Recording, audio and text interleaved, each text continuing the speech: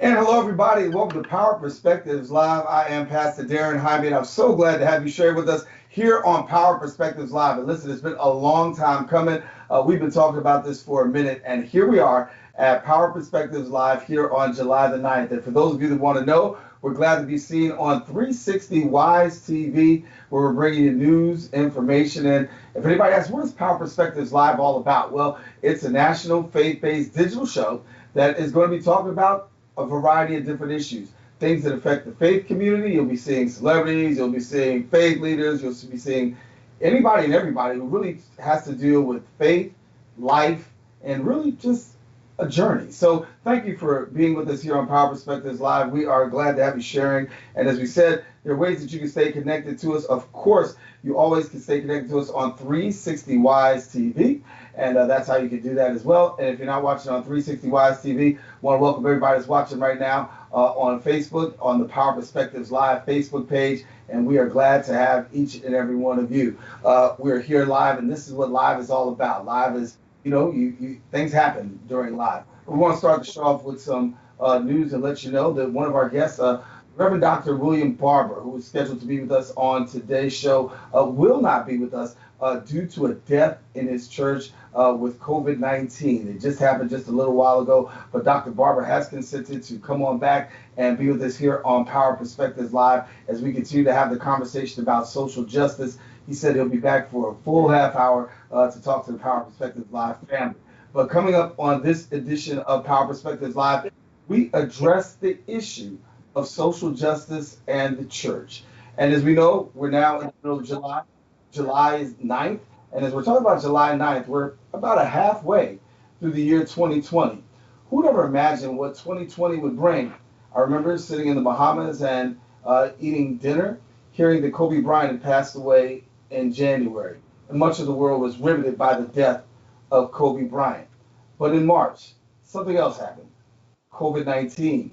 And as COVID-19 happened, a lot of people became quarantined, not just quarantined, people have become furloughed, and many people contracting COVID.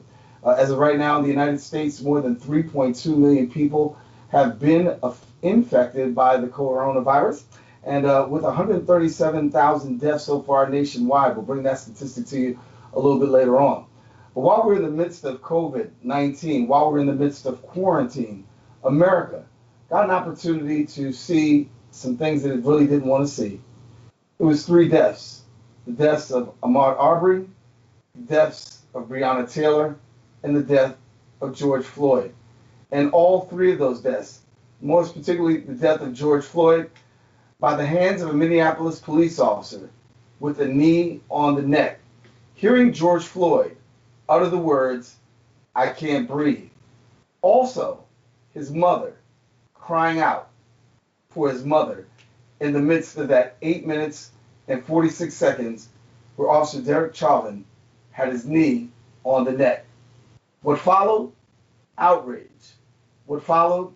Many people yelling, protesting, and taking to the streets in a swift demand for justice. Shortly after, Derek Chauvin and the 3 other officers arrested for the death of George Floyd. I'm joined now by a very special guest who's going to share with us in a few seconds. But first, before that, we're going to introduce Attorney Benjamin Crump.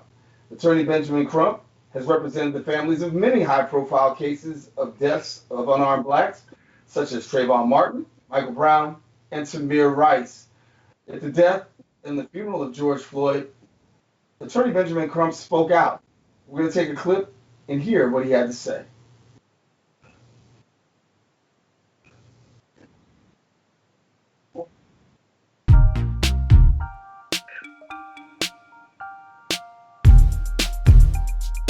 It's a YouTube clip of Attorney Crump. She should like a George Floyd Ben Crump video. She Google that. Killing Ben Crump.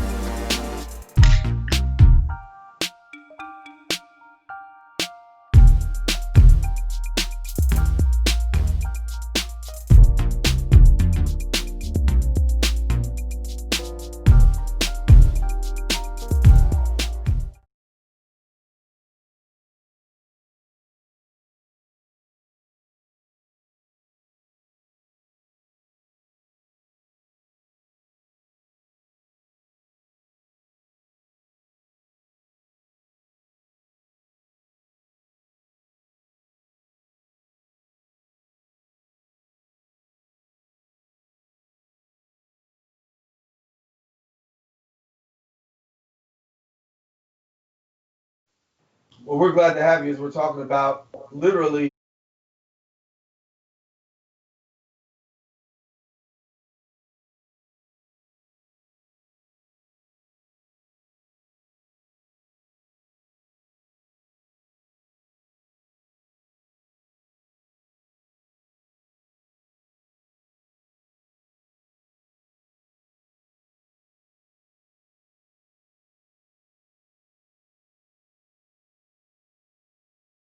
over the world asks me, why is this George Floyd case getting so much attention? Why is it galvanizing people all across the globe? And I haven't seen anything like this since the killing of Trayvon Martin back on February 26, 2012. And I think George Floyd, in many ways, has eclipsed the killing of Trayvon Martin, because we have to remember, Pastor, in 2012, the internet and social media were just coming into their own.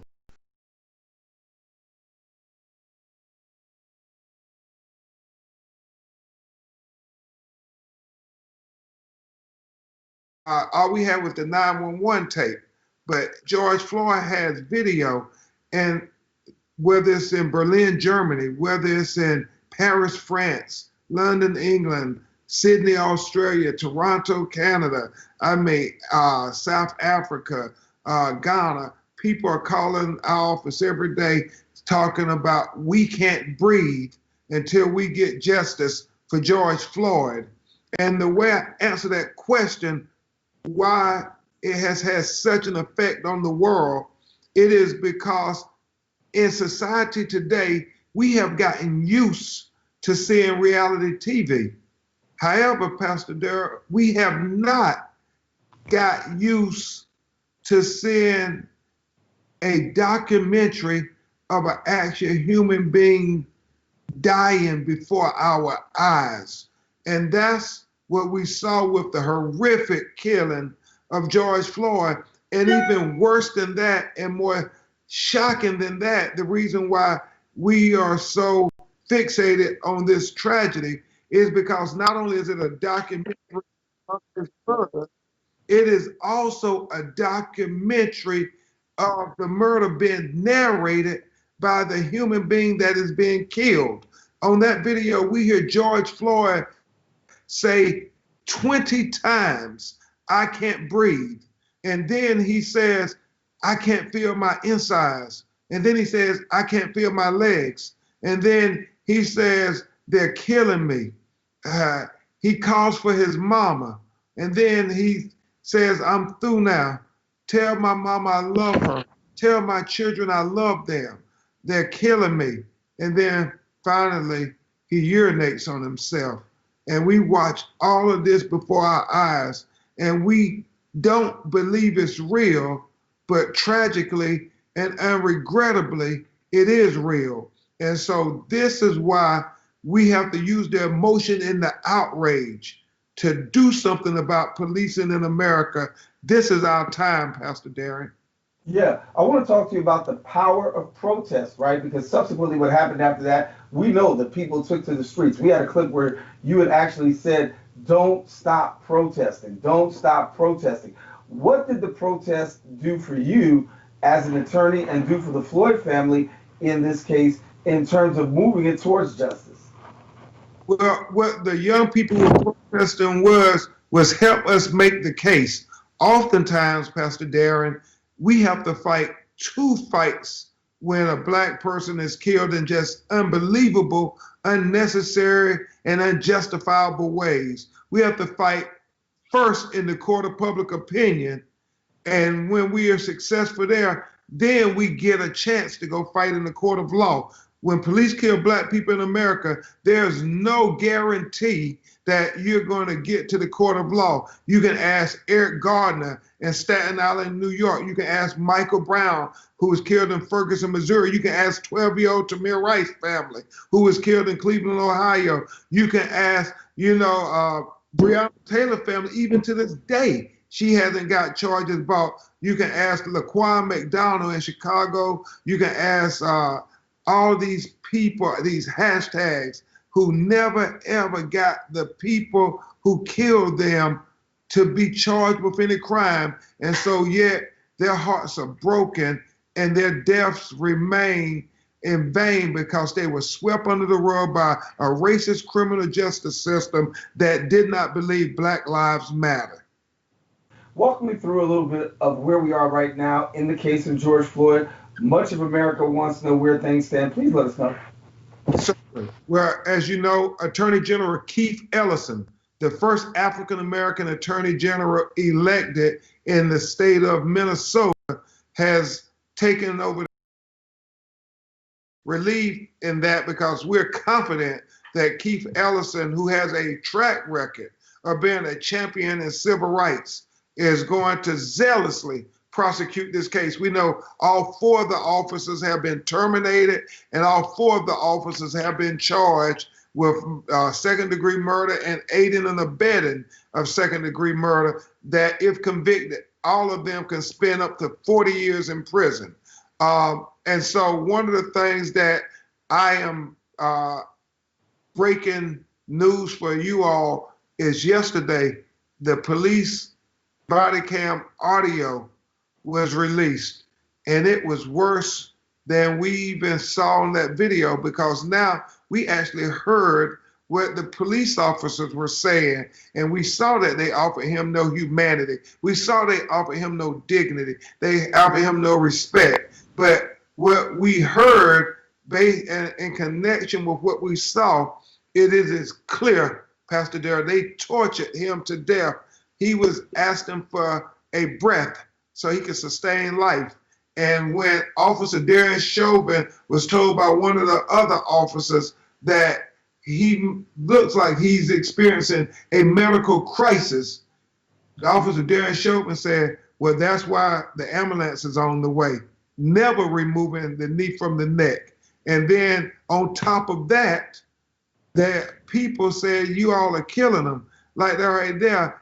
And he said, well, he's still talking. If he can't breathe, he should stop talking. I mean, it was just callous and inhumane. And so right now, that case is moving forward. And I do believe George Floyd family is not only going to get justice for George Floyd, but we're going to pass the George Floyd Justice and Policing Accountability Act in the United States Congress to affect a culture and behavior of policing in America. Those protesters, those young people, are going to help us do that. Yeah. Well, we talked a little bit in the intro about you, and we talked a little bit about your voice and your words talking about protest. I think we had that video that we talked about a second ago, so I want to go to that right now. Okay. You know, T.I., on that video, what we saw was torture. Reverend Jackson, what we saw in that video was inhumane.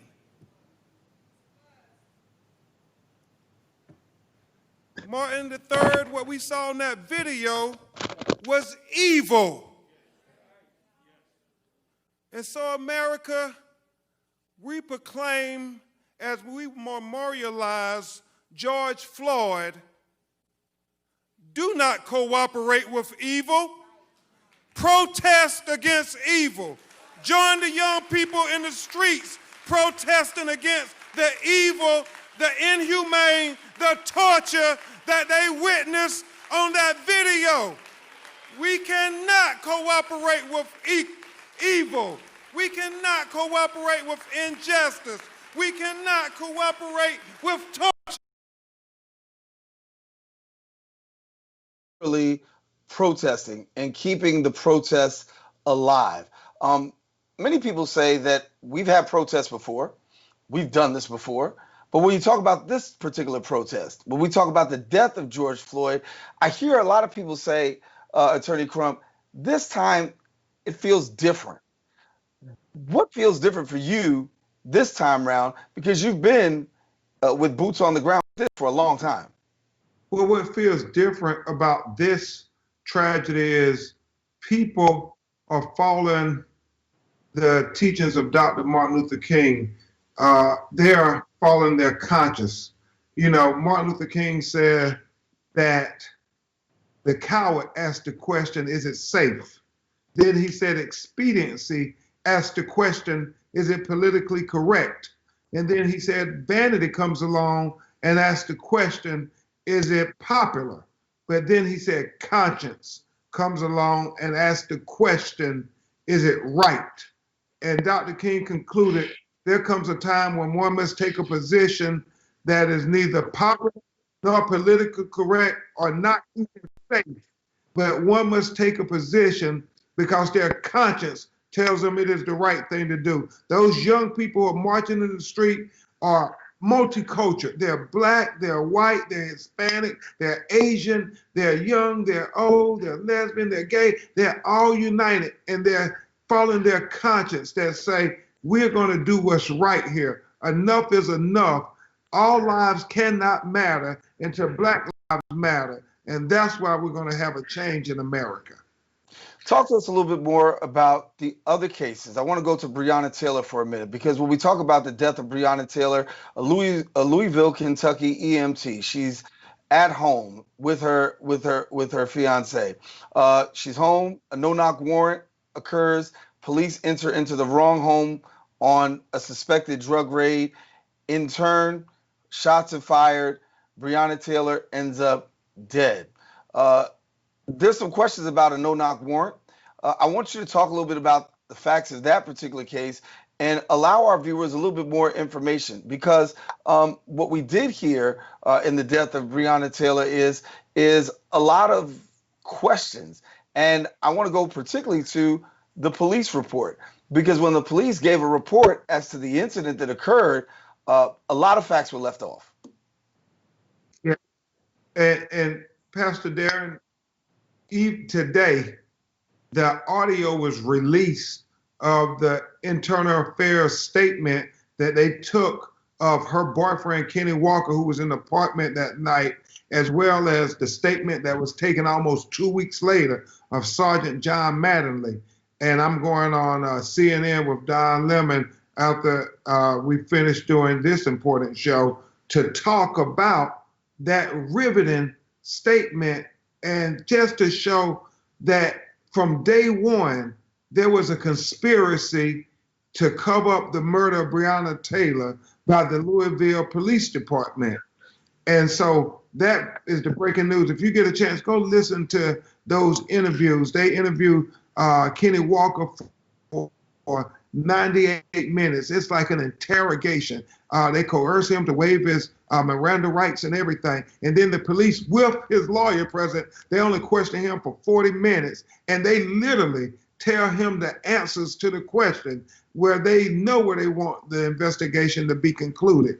And so when you think about Breonna Taylor, who was sleeping in her own bed, 12:30 at night, her boyfriend, Kenny Walker, they're minding their business. Neither one of them have any criminal history whatsoever, never been arrested. Kenny is 27, working at the post office. Breonna is 26, working 2 jobs as an EMT and in the emergency room, aspiring to be a nurse, never had any criminal history, never even been arrested. But the police, unbeknownst to them, is outside of her home with a battering ram, about to bust open the front door and execute what I believe is a very dangerous, unconstitutional, and unnecessary no-knock warrant.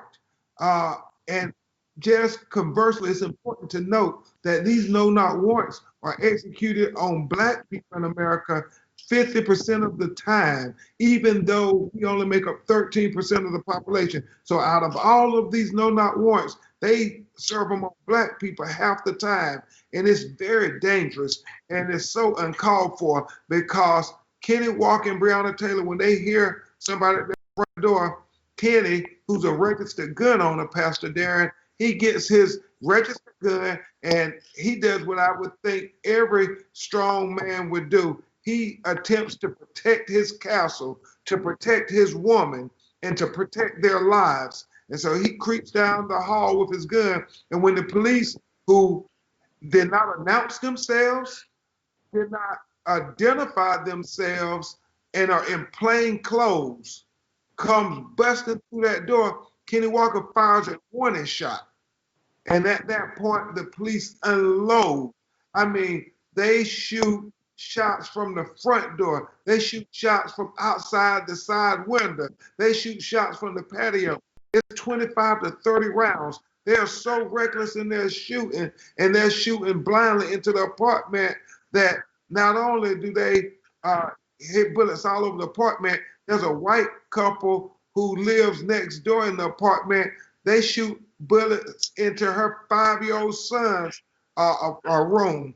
And tragically, and just so tragically, Breonna Taylor's body is mutilated with 8 bullets while she's practically naked. And it has now been over 120 days. And nobody has been arrested for killing our sister Breonna Taylor. When I was working on Ahmaud Arbery's case, every interview I would do, Pastor Daren, I would say, and we can't forget our sister Breonna Taylor, because Black women lives matter too. And far too often, our sisters who are executed by police don't get the same attention and recognition that our brothers get. And we cannot let her death be swept in vain. I'll say this one point before we have to go, and that is Malcolm X said that the most disrespected person in America is the Black woman. He said the most unprotected person in America is the Black woman. He said the most neglected person in America is the Black woman. We cannot let them continue to neglect our Black women. That's why we got to continue to say her name, Breonna Taylor, because her life matters, and we cannot let these officers not be arrested. Yeah. Well, thank you so much for sharing with us, Attorney Crump. Before we go, I got one question for you. Ahmaud Arbery, we know that there were months later, finally charges were actually brought. Talk to us about that case really quickly. What can we expect to see in the real near future? Well, you know, he was lynched in broad daylight in 2020 on video, and the police saw the video from day one, but they didn't arrest him. It wasn't until we, the people, saw the video over 10 weeks later that this murderous father and son duo was arrested. The trial is coming up. They've been charged. Everybody involved in the lynch mob have been charged with 9 felony charges. And I believe in my heart that they're going to be held accountable, but we cannot take anything for granted when they kill our children. Well, Attorney Benjamin Crump, thank you so much for coming and sharing with us here on Power Perspectives Live. I want to give the viewers and those of us an opportunity to actually hear where things are today. Of course, the protests continue. Voice continues to go out, but we wanted to know exactly what was going on. And thank you for coming here to Power Perspectives Live. And I really appreciate you stopping by here before going to see Don Lemon. That really means a lot. Thanks a lot. Hey, thank you, Pastor Daren. God bless you. Bless you too. All right, listen, we are going to take a quick break real quick. When we come back, we are going to come back with yet another guest, somebody who's very popular in the social justice movement. We'll be joined by the Reverend Dr. Frederick Haynes. He's also going to be with us here on Power Perspective Live. He's going to talk to us about the church and social justice. Where do we go from here? In just a second.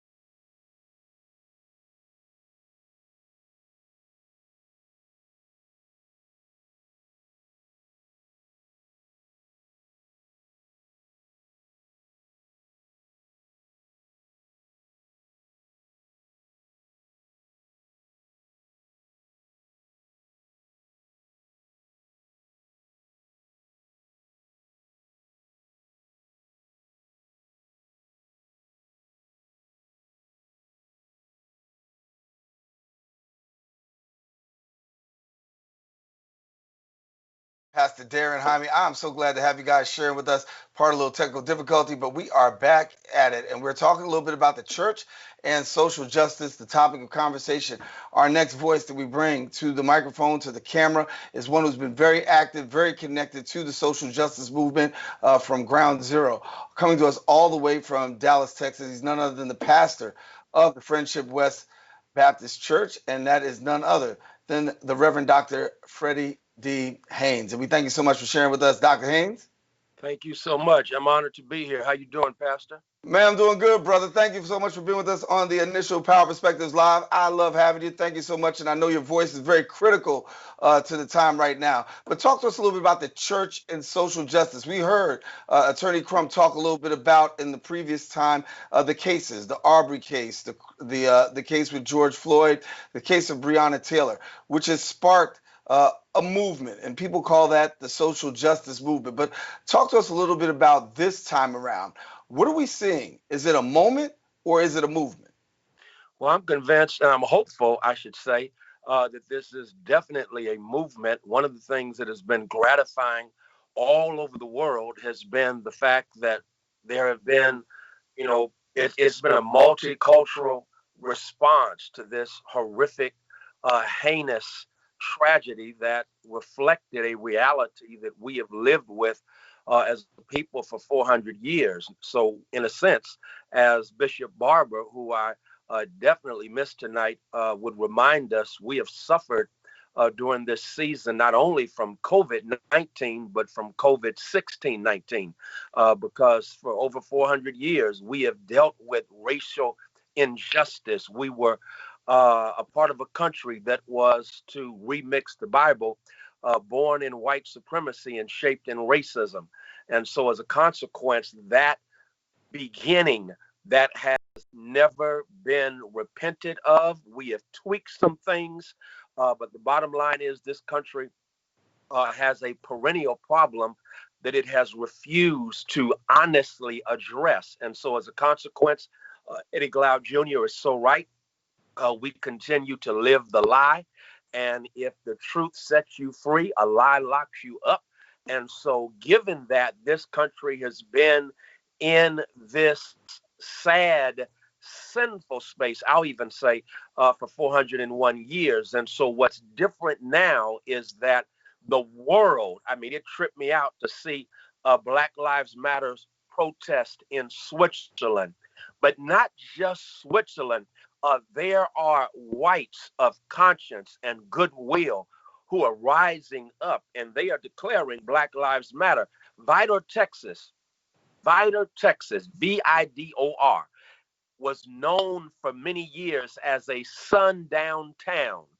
Vidor, Texas, 3 weeks ago had a Black Lives Matter rally, and it was only white people there in Vidor, Texas, which again, as recently as the 90s, if you were Black and had the nerve to drive through Vidor, Texas after sundown, you were not expected to survive.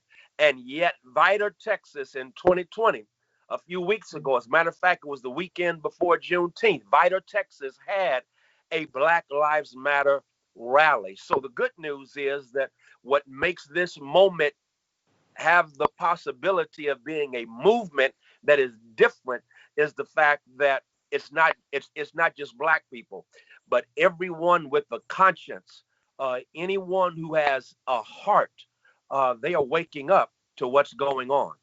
Talk to me about the church for a moment. When we talk about this movement, we talk about allies. The church, well, I'll say it like this: the allies that we are seeing now are totally different than what we saw in the 60s. People are so accustomed to going back to the 60s and remembering the time of the 60s. But we know that in 2020, the ally picture is so much more different. But when it comes to the church, another fact of matter.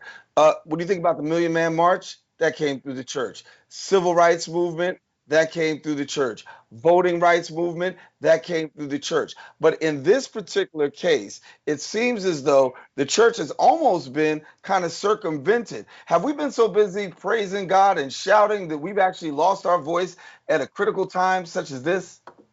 Well, I'll just say this. In pockets, the church remains prophetically relevant. You're doing what you do. and there are others. Bishop Barber, without question, is a preacher of the gospel, and the movement to recapture and pick up the baton that Martin Luther King Jr. was leading at the time of his death, again, is led by the church. And so I wouldn't count us out because, again, there are pockets where we are showing up and showing out in a powerful way, representing the great legacy of liberation that is ours. And so I'm not going to give up on the church just yet, but I will say you have a tremendous point, and that is in many instances, especially the Black Lives Matter movement. The Black Lives Matter movement is not church centric. As a matter of fact, in many instances, the church is getting invited into a movement that is already being led. And the sad reality is, you made a point that I don't want us to miss, because since the civil rights movement, unfortunately, too many churches have abandoned the movement of our Messiah for justice, the movement of Jesus Christ, connecting, as it were, salvation and liberation, evangelism and what? Emancipation. Too many of us have abandoned that, and as a consequence, we've decided to buy into a capitalistic gospel of individualism. And I say that with real intent. It's not Christianity, it's capitalisticanity, it's Americanity, because what? The focus is on the individual. It has nothing to do with social responsibility, because we're so caught up in either personal piety, or here it is, we're not bearing the cross. We're trying to what? Climb the ladder. Because when you climb the ladder, you're always trying to get to the next level. And how many sermons have we heard in the last 30 years? It's all been about getting to the next level. Right. I'm going to get mine. And that ain't got nothing to do with picking up your cross and following me and following what Jesus said. And so for me, I believe that in those instances where the church is not out front in this movement, it may well be a sign of God's judgment. Let me talk to you about the social justice movement as it all. First of all, for somebody who doesn't know, because there may be somebody out there right now who doesn't know what social justice is. So real quickly, give a definition to those people so that they might know what social justice is. Then I'll come back with my next one. Right. Social justice, you could break it down in many ways. Michael Eric Dyson says that, first of all, justice is what love sounds like when it speaks in public. Justice, according to some, is when you basically have created a society where the privileges I enjoy, I ensure that you can enjoy. Social justice basically has to do with justice that manifests itself in all aspects of society. And when justice manifests itself in all aspects of society, it shows up in equality of opportunity. It shows up in equity. It shows up in ensuring that the pain from the past has been so repaired and addressed. Here it is, that all of us have an opportunity to stand tall, to fulfill our possibilities. And so that's a long answer to your short question, but I don't want us to think that social justice is just some simple term. Social justice, here it is rooted from a faith perspective in the words of Jesus, who said, I'm anointed to preach good news to the poor, set the captives free, heal those who are broken, open the eyes of the blind, deliver the downtrodden, and proclaim the year of economic justice and empowerment. So social justice from a Christocentric perspective is always going to be, here it is, tilting the playing field to the advantage of those who have been disadvantaged. Let me jump in here and talk about social justice as we know it, right? We know that there's social justice and the need for social justice. We know the Bible gives very good evidence to social justice, but social justice does not come without its set of critics. So I'm going to go here. I'm going to talk to you about John MacArthur. We know that John MacArthur is the author, also noted California pastor. He has actually created a website, and anybody's welcome to go to it. The website is called the Statement on socialjustice.com, and here's what it says in the website on the statement of socialjustice.com. It says that we reject in point 12, we reject any teaching that encourages racial groups to view themselves as privileged oppressors or entitled victims of oppression. While we are to weep with those who weep, we deny that a person's feelings of offense or oppression necessarily prove that someone else is guilty of sinful behaviors, oppression, or prejudice. Dr. Freddie Haynes, you say what? I say that's whack, and I'll be nice, and because there are other colorful language I use every time I read that or hear that, but I'll simply say John MacArthur and his ilk are guilty of what Renita Weems, the brilliant woman and scholar, means when she says that she's more and more convinced that white evangelicalism is simply white supremacy disguised as religion. And John MacArthur, from a perch of white privilege, has the nerve to speak from an edited Bible because he has edited out all that Scripture says about justice, about social justice. I just recited the raison d'etre of Jesus of Nazareth. Jesus of Nazareth begins his ministry by saying, this is what I'm about. It's a social justice mission statement. Not only that, but again, MacArthur preaches from an edited Bible. It's an edited Bible that is informed by capitalism, it's informed by Americanity, it's informed by white supremacy. And so as a consequence, the emphasis is going to be on personal piety as opposed to social responsibility, because his skin privilege will not allow him to divorce, here it is, the empire. Because if you divorce the empire, that means you have to side with those who are crushed and oppressed by the empire. And really what MacArthur has done is basically taken the church back to, or taken his version of Christianity back to the baptism of the emperor of the Roman Empire, Constantine.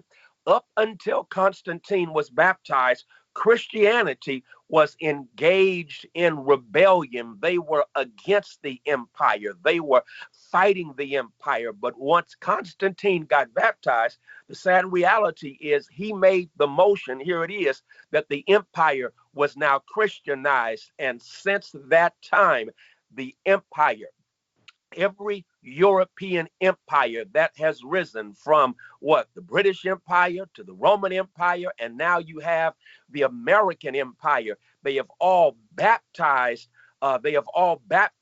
their version of politics with Christianity. They have united in unholy wedlock Jesus and the empire. And as a consequence, whatever is going to benefit the empire, they use Jesus to further that what?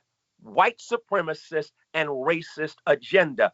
And here's what's so jacked up about that. It violates any honest hermeneutic, because first of all, as the great biblical scholar Jerome Ross says, all of Scripture was addressed to an audience that was in one of 6 contexts of oppression. It was either Egyptian oppression, Assyrian oppression, Babylonian oppression, Grecian, Persian, or Roman oppression. And so if you put the biblical text in context, you've got to recognize the texts are dealing with oppression and addressing oppressed people. But when you take text out of context, it becomes a pretext that cons people with your white supremacist agenda. And so that's what John MacArthur is guilty of. I'm not even done, because when you look at Jesus, what? Jesus is born homeless. He not only is born homeless, but under a genocidal death watch where he has to escape. Watch this, as a refugee in the Northeast Africa, there in Egypt, and he hides where he can blend in with people. And then once Herod dies and the genocide is over, Jesus, what? He goes back to Nazareth and he grows up in the hood in Nazareth. If NWA was rapping during the time of Jesus, they come out with a song called Straight Out of Nazareth, because Nazareth was such a notorious hood that when, who was it? Nathaniel found out that, hey, the Messiah has come. He's from Nazareth. He says, yo, can any good thing come out of Nazareth? Why? Because it was notorious. It was the hood. So then he ministers on the margins to those, watch this, who are marginalized. And so a lot of us like to think that his healing miracles are cute. No, they're not cute. They are social statements, because according to Ched Myers says, if you had a chronic illness, you were immediately disvalued. You were devalued.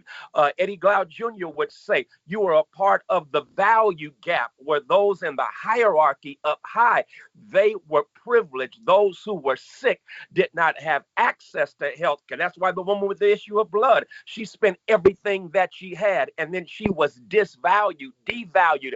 The woman who was bent double, who Jesus dared to call a daughter of Abraham, as he engages in civil disobedience and violates the law to heal her on the Sabbath. What do you call that, John MacArthur? You call that Jesus saying, I'm going to what? Start my ministry not from the top down, but from the bottom up. That's called social justice. I'm going to repair those who have been broken. I'm going to offer free health care to those with pre-existing conditions. I think you call that social justice, John MacArthur. And so hear me. The deal is this, that Jesus does all of that. And then let's even go to Holy Week, Palm Sunday. Jesus rides into Jerusalem on Palm Sunday.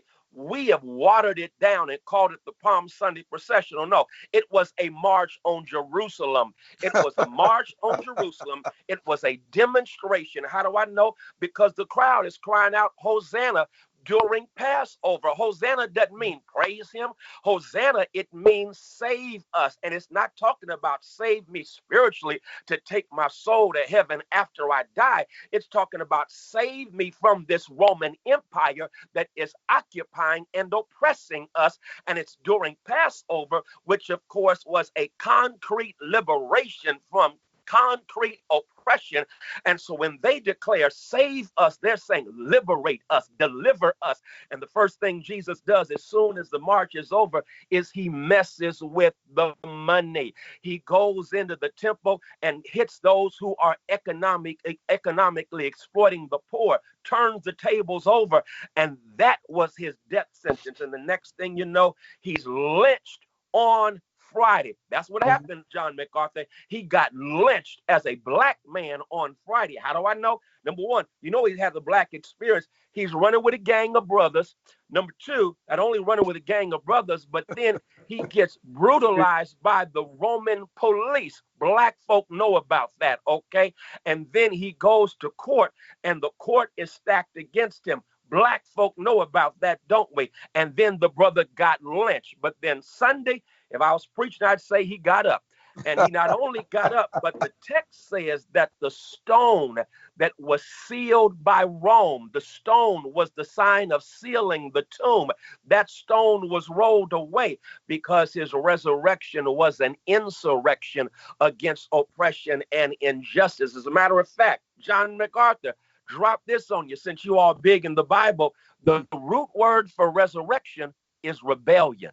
So anytime you have resurrection, you have rebellion, because as one writer said, resurrection at its best means protest.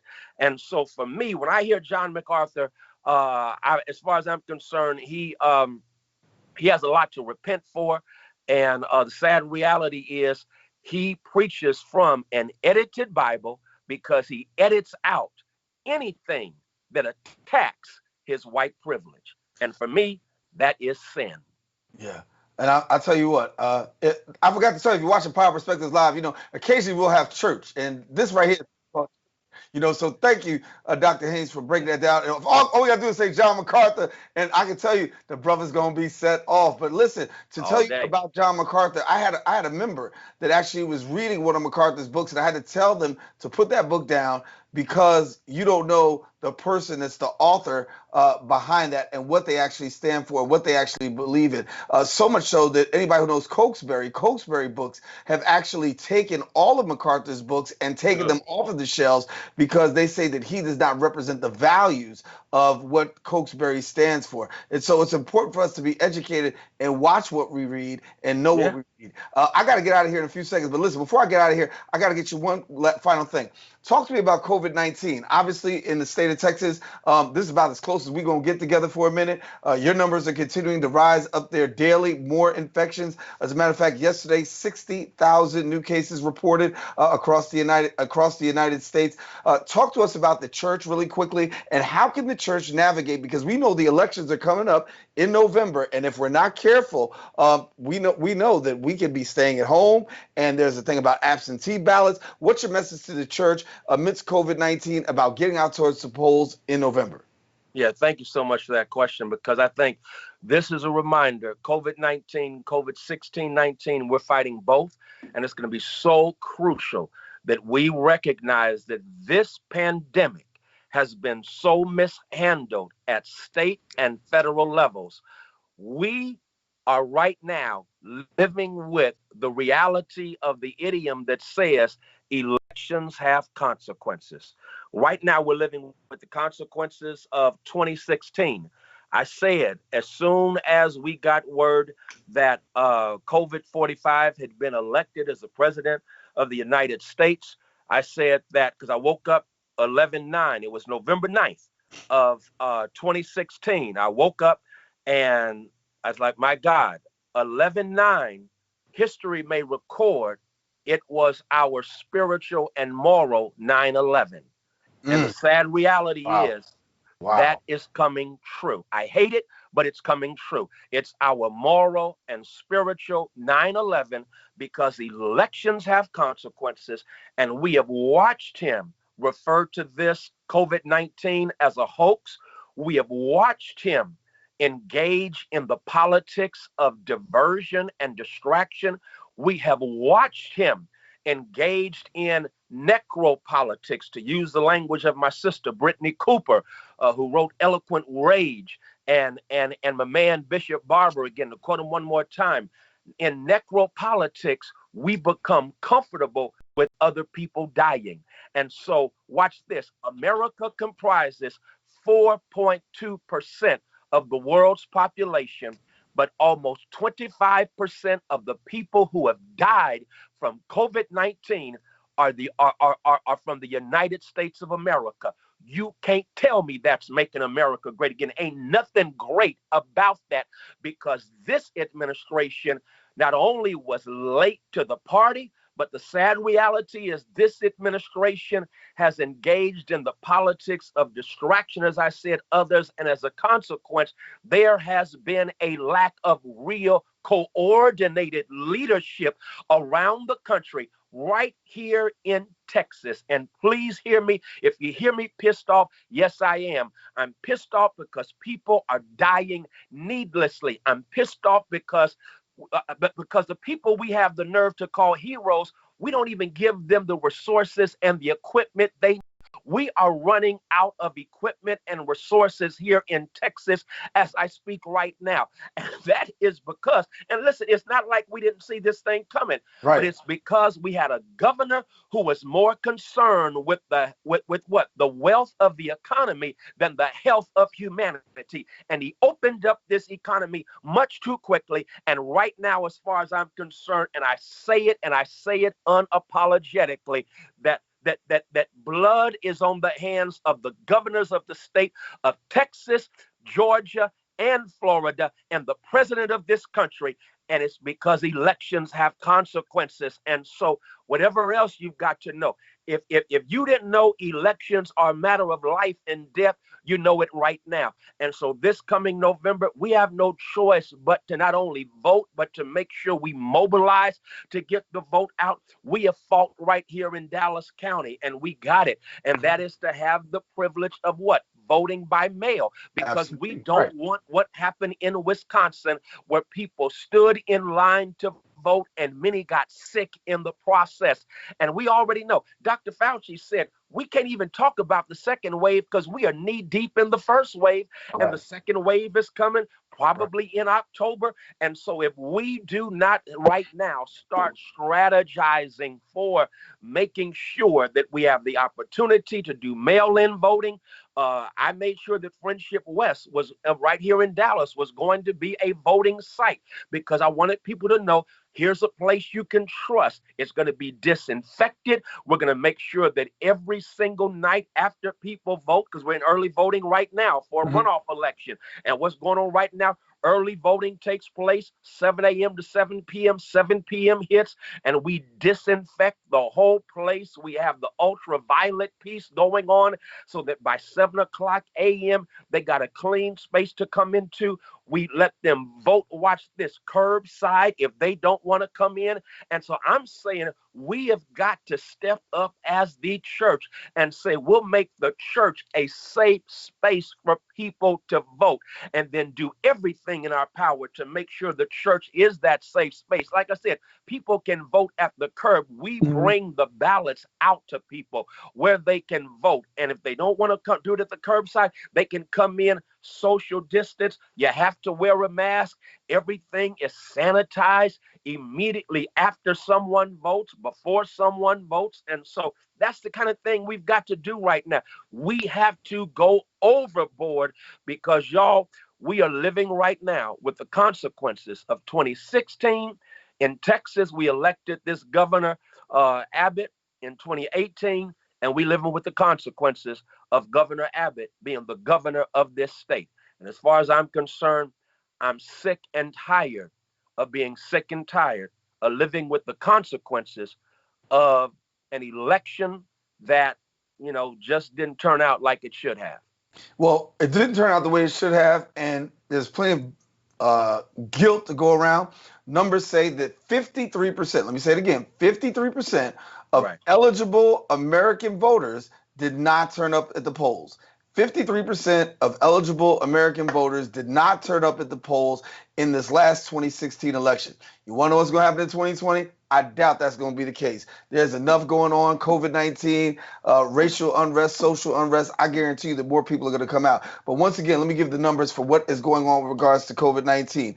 60,000 new cases reported just in over the last 24 hours. In the United States, 3 million people, 3.2 million people have been confirmed with coronavirus, 135,000 deaths nationwide. The good news, 951,000 people who have been infected have recovered from coronavirus, and we thank God for that. Dr. Haynes, a pleasure, my brother. Thank you for coming to Power Perspectives Live and sharing. And we had church, we had information, we had inspiration. That's exactly what the church. That's exactly what the show is actually all about here on Power Perspectives Live. Thank you, brother.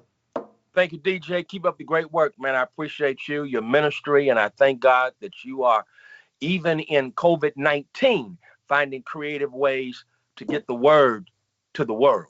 Yeah, thank you, man. We appreciate it. Listen, and I want to let everybody know that, Power Perspective Live, we are going to be here every second and fourth Thursday live on 360wisetv.com. Thank you to everybody who's been watching on 360wisetv.com. Also, you can check us out on the Power Perspectives Live's Facebook page. There you can like it. There you can find out more information. People are asking what's going to happen in July 23rd. What's the next show going to be all about? Well, there's a question that's going to be asked. And the question is, was Jesus really political? Was he political?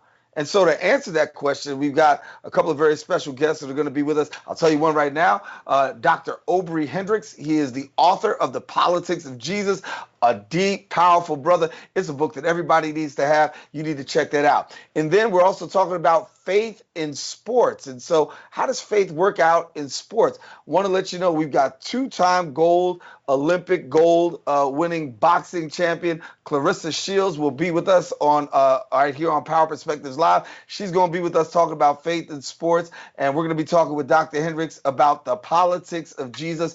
Was Jesus political? Listen, before we go, got to give a big shout out to all of my AME Zion family. Thank you so much to the AME Zion family for supporting and checking us out here on Power Perspectives Live. Certainly want to thank all of you for watching. Make sure you check us out, as we said, July 23rd.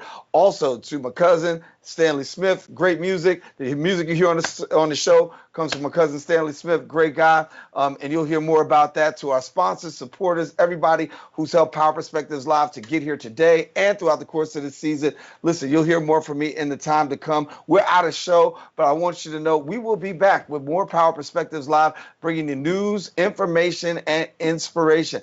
Thank you to Attorney Benjamin Crump for being with us. Thank you to Dr. Haynes. And also, let us continue to keep in prayer Dr. William Barber, who had a very special member of his be lost to COVID-19. He's scheduled to be with us. He'll be back with us for a 30-minute program in a time to come. That's all for us here on Power Perspectives Live, here on 360 Wise TV. Listen, we'll talk to you soon. Pastor Daren Jaime signing off. Dr. Freddie Haynes, thanks again, brother. Peace and blessings, everybody. We'll talk to you real soon.